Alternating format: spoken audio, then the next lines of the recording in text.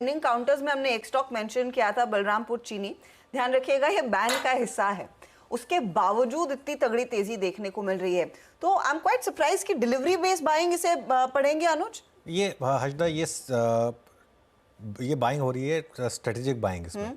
और ये बाइंग एक टेक्टोनिक शिफ्ट के बाद हुई है, क्योंकि इसका अगर आप चार्ट देखेंगे बहुत समय के बाद इसने अपना ऑल टाइम हाई निकाला है।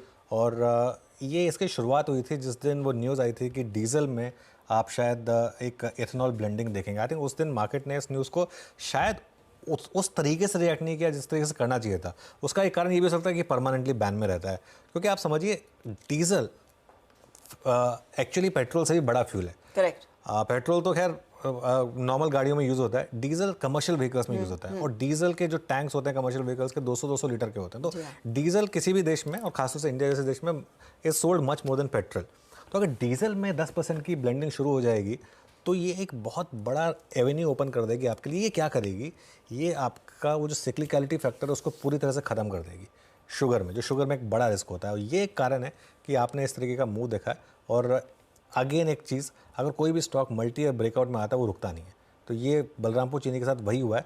अगेन दिक्कत ये है कि बार बार बैन में आता रहता है। अगर ये बैन में नहीं आ रहा होता तो मेरे ख्याल से ज़्यादा चलता, क्योंकि बैन में तो इसके लिए उतना नहीं चल रहा है। लेकिन बिल्कुल 100% यहाँ पर पोर्टफोलियो बाइंग हो रही है, डिलीवरी बाइंग हो रही है, क्योंकि कुछ लोगों ने अभी एक व्यू लिया है कि अब इस स्टॉक में वो सिक्लिकलिटी वाला रिस्क जो है वो खत्म हो रहा है इसके लिए। वो एक इंटरेस्टिंग ट्रेड इस समय बनता हुआ। अच्छा, इस पर मयूरेश आप कुछ और जोड़ना चाहेंगे? आप लोगों के पोर्टफोलियो में है क्या? बिकॉज आई रिमेंबर आप लोग प्राज इंडस्ट्रीज मेंशन कर रहे थे कल, वो आई थिंक आपका दिवाली तोहफा भी था।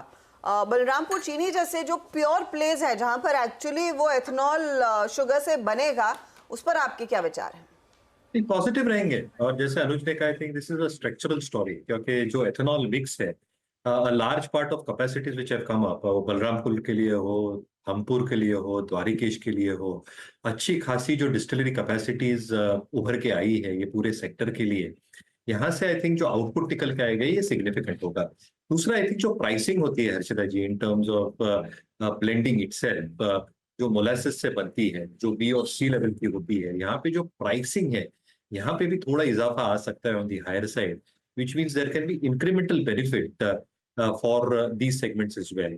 Third, I think in terms of balance sheet itself, बहुत ज्यादा leverage ये companies के balance sheet पे नहीं है, and they can best make use of these capacities अगर diesel blending आती भी है।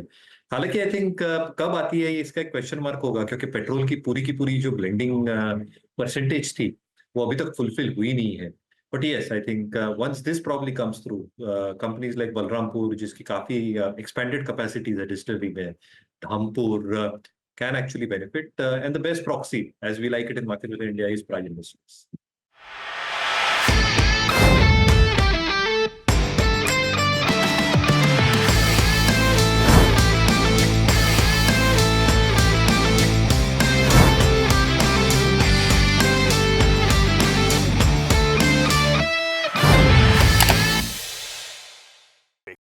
बता दें कि मनी कंट्रोल पर दिए गए विचार एक्सपर्ट्स के अपने निजी विचार होते हैं।